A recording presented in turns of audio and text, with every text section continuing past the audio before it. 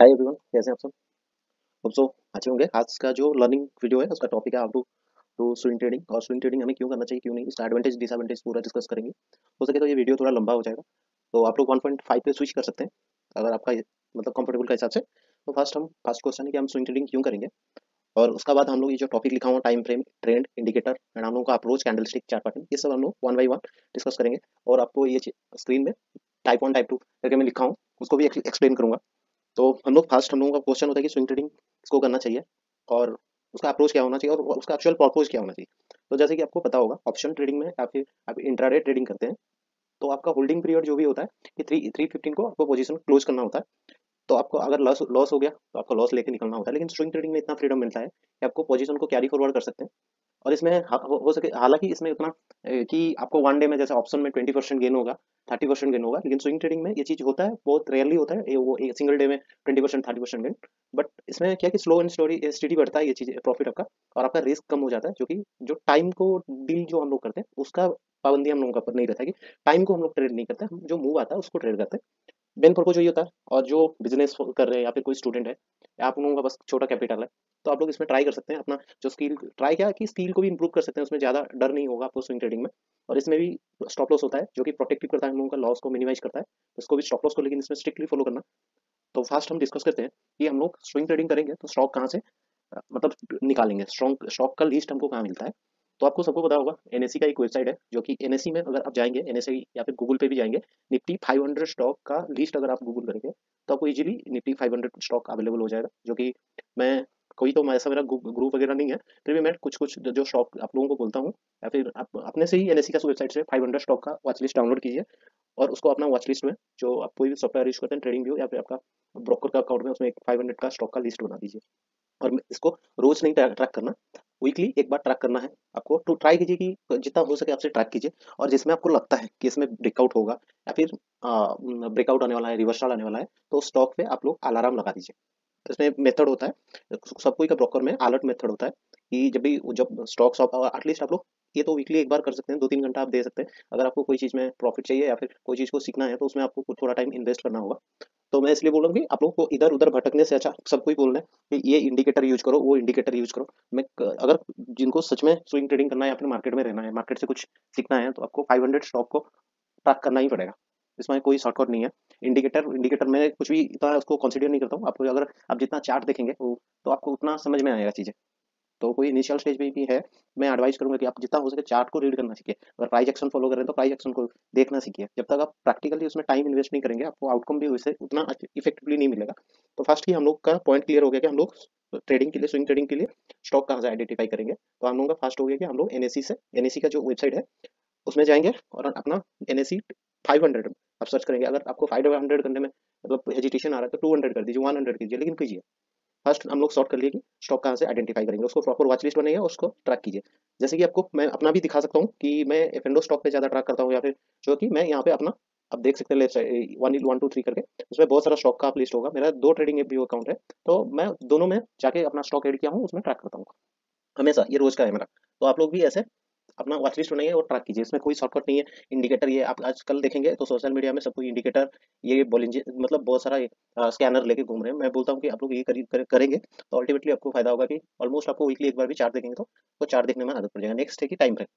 अगर आपको swing trading करना है तो आप फास्ट टाइम फ्रेम प्रीफर कीजिए, डे टाइम फ्रेम। और 4 आवर का मतलब उतना इंपॉर्टेंट उसमें भी है, लेकिन मैं हमेशा मैं अपना जो ट्रेडिंग का स्टाइल बोलता हूँ, मैं अगर स्विंग ट्रेडिंग करता हूँ तो मैं डे टाइम फ्रेम में स्विंग ट्रेडिंग करता हूँ। डे टाइम फ्रेम में स्विच कर देंगे। फिर हो गया कि इंडिकेटर और ट्रेंड। जैसे भी आपको मैं बोला हूँ कि ट्रेंड को कैसे आइडेंटिफाई करना है, तो कोई भी स्टॉक पे ना, अगर higher high and lower low बन रहा है तो वो ट्रेंड में है।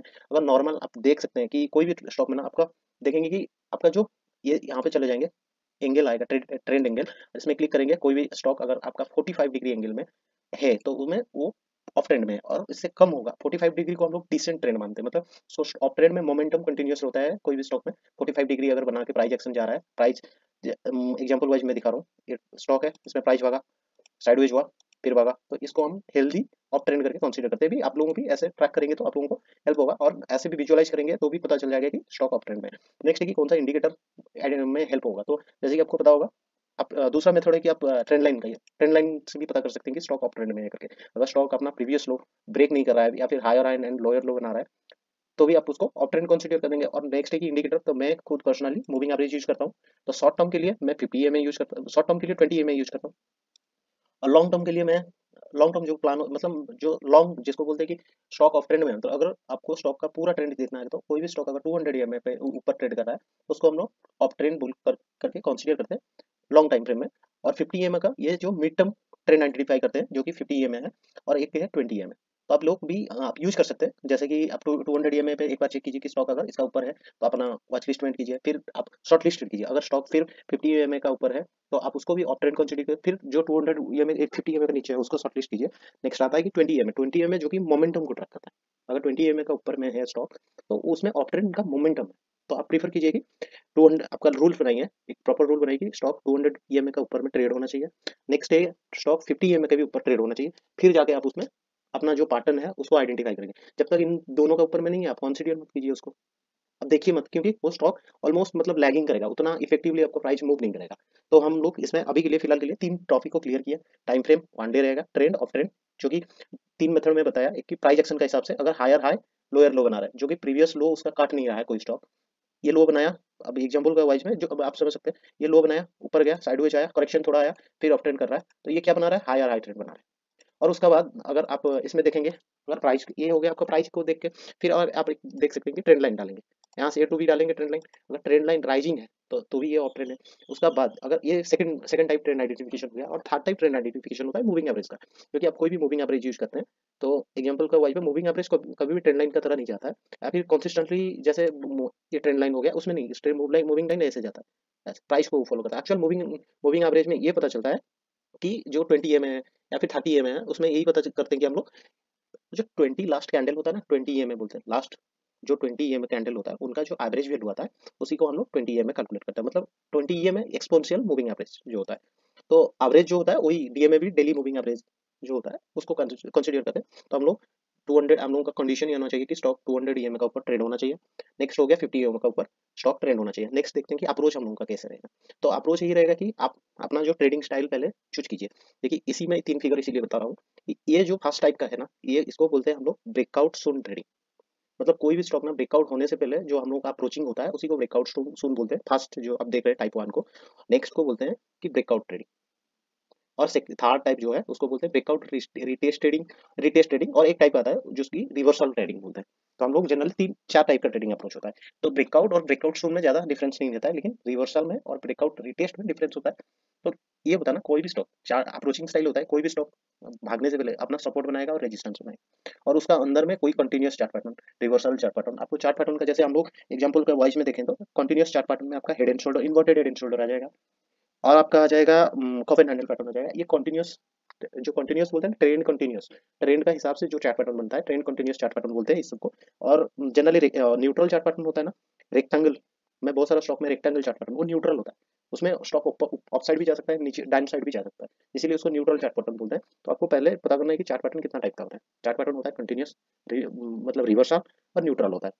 तो कंटिन्यूअस में जो आ रहा है कि ट्रेंड ऑफ ट्रेंड में है, उसी में कोई कंटिन्यूअस चार्ट पैटर्न बना, स्टॉक अगर ऊपर, अभी हम बहुत सारे एग्जांपल भी देखेंगे, तो स्टॉक ऑफ ट्रेंड में है उसमें कोई कॉपर एंडेड बना तो इसको कंटिन्यूअस चार्ट पैटर्न बोलेंगे।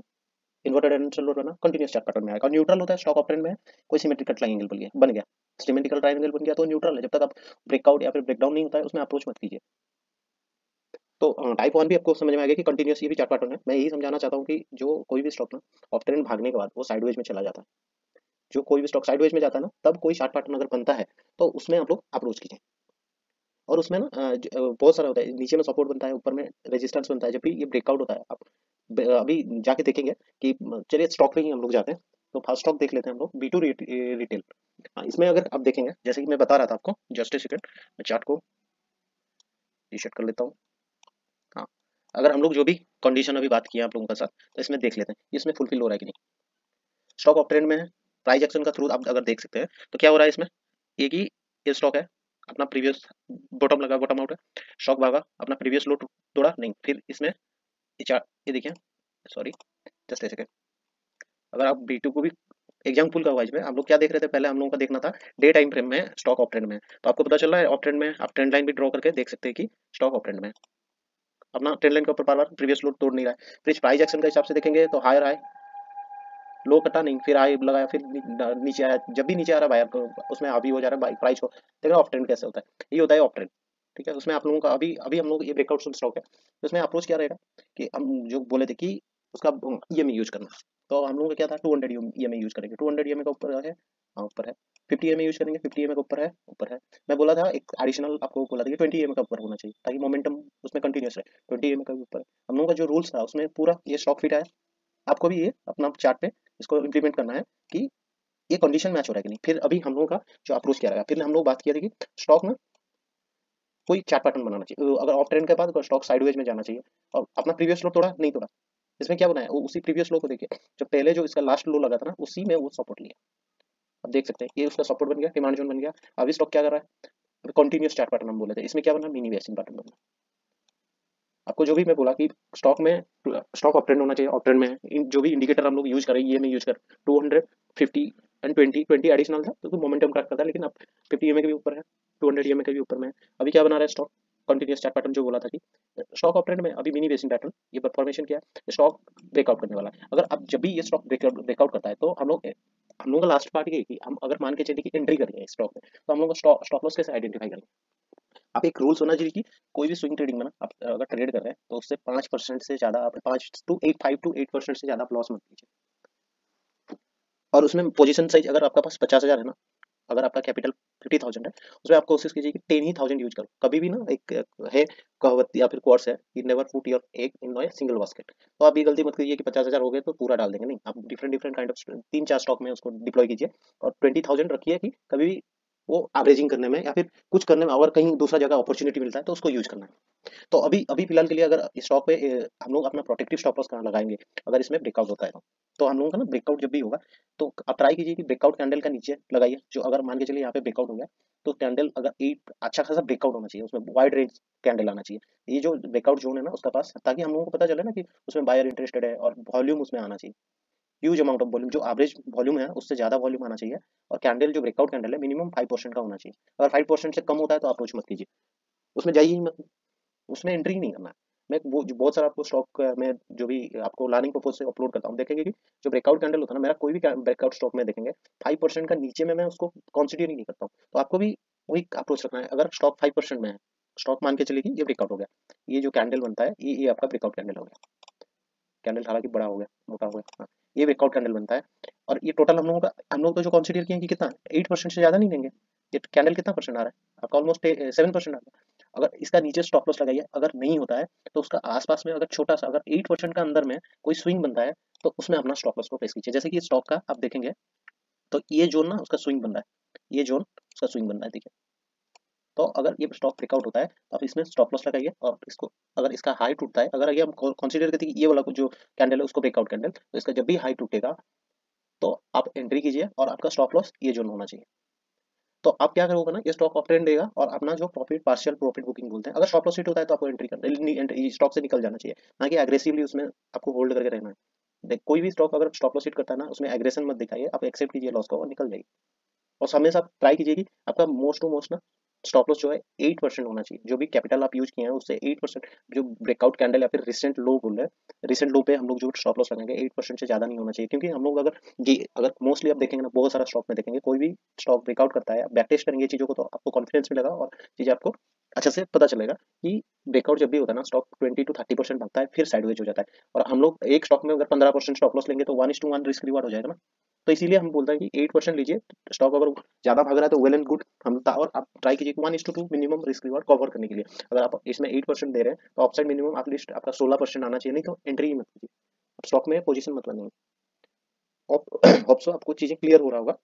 तो बहुत सारा स्टॉक भी देखेंगे कि इसमें कैसे। और ये तो रहा कि ब्रेकआउट सुन है, अभी ब्रेकआउट आया नहीं है। अगर आपको ये ब्रेकआउट आता है तो आप इसमें ऐसे अप्रोच लेना चाहिए। और नहीं एक स्टॉक लिख लेते हैं, ये तो हो गया कि ब्रेकआउट सुन का। और हाँ कि स्टॉप लॉस आपका ये हो गया। अगर रिस्क मैनेजमेंट मनी डिप्लॉय भी बताया हूँ कि आपका जो भी कैपिटल होगा उसका 10% या फिर 20% आप एक पर्टिकुलर स्टॉक में डिप्लॉय कीजिए। स्टॉप लॉस हो जाता है आप एग्जिट कर लीजिए। अगर स्टॉप लॉस नहीं, अब मान के चलो स्टॉक इसका बाद आप ट्रेंड देना चाहोगे क्या, तो आप क्या करेंगे, आपका पास 100 क्वांटिटी है, तो इस स्टॉक का जो पैटर्न बेस्ड टारगेट आता है उसको आप जब भी पैटर्न बेस्ड टारगेट फुलफिल हो जाता है, उसके बाद आप 50% क्वांटिटी बुक कर दीजिए। और 50% को मैं एक वीडियो भी अपलोड किया हूँ कि 9 ईएमए में कैसे स्टॉप लॉस या टारगेट को ट्रेल करते हैं। तब वो 9 ईएमए यूज करके स्टॉक को जो भी आप पोजीशन बनाए उसको ट्रेल कीजिए प्रॉफिट को। और ऐसा नहीं कि टारगेट आ गया तो निकल जाना चाहिए, नहीं। तो आपको ऐसे करके ट्रेल करना है। और आप स्विंग ट्रेडिंग में ना इतना फ्रीडम मिलता है कि अगर मार्केट डाउन ट्रेंड में भी है ना, आप अगर स्विंग ट्रेडिंग कर रहे हैं तो इतना ही फर्क नहीं पड़ता है कि ऑप्शन में हो चाहे डीके हो, तो इसमें कुछ नहीं होता है। और ये सबको ही बोलते हैं कि स्विंग ट्रेडिंग में पैसा बनता है, सब पेशेंस चाहिए आपको मार्केट में। अगर आप साल भर में ऑप्शन ट्रेडिंग करके पूरा क्योंकि 90% ट्रेडर वहाँ पे लॉस कर रहे हैं, वो छोटा छोटा प्रॉफिट अगर स्विंग ट्रेडिंग में लेंगे ना पेशेंसली, ईयरली आप 100%। अभी बुल मार्केट जो लास्ट ईयर चल रहा था 2023 में, तो मैं खुद स्टॉक में 300% लेकर, मतलब 300% एक स्टॉक में गेन लेके लिया था। तो उसमें कोई मतलब आपको कोई बोले कि नहीं स्विंग ट्रेडिंग में पैसा नहीं था, स्विंग ट्रेडिंग में भी पैसा होता। हाँ, लेकिन वो थ्रिल नहीं मिलेगा जो इंट्राडे में आपको मिलता है कि स्टॉप लॉस लग गया, ये करो वो करो, 9:15 तक, 9:15 से खेल चालू हो जाता है, 12 बजे तक घर जाओ वाला सीन इसमें नहीं है। तो नेक्स्ट हम लोग देखते हैं, आउट ऑफ द टॉपिक होते हैं, सॉरी, कि डिक्सॉन टेक्नोलॉजी में मैं एग्जांपल का वाइज इसको बता रहा हूँ। एक डिक्सॉन टेक्नोलॉजी ना आपका प्योर मतलब प्राइस एक्शन का हिसाब से देखोगे कोई भी स्टॉक, मतलब कोई भी चीज पे ये फिट आ रहा है स्टॉक अभी फिलहाल के लिए। अगर आप इसको केस स्टडी के हिसाब से हम देखेंगे तो आप देखिए, जैसे बात करें, देखिए स्टॉक अपना अप ट्रेंड में होना चाहिए अकॉर्डिंग टू ट्रेंड लाइन भी फर्स्ट हम लोग का जो कंडीशन मैच कर गया। फिर स्टॉक ना हायर हाई लोअर लो बनाना चाहिए। हायर हाई लोअर लो आपको ऑप्शन दिख रहा होगा, अगर इसको हम लोग बॉटम मानते हैं तो देखिए स्टॉक गया हायर हाई लोअर लो बना रहा है ना, पी हायर हाई लोअर लो बना रहा है, स्टॉक को कोई भी अपना प्रीवियस लो तोड़ नहीं रहा है।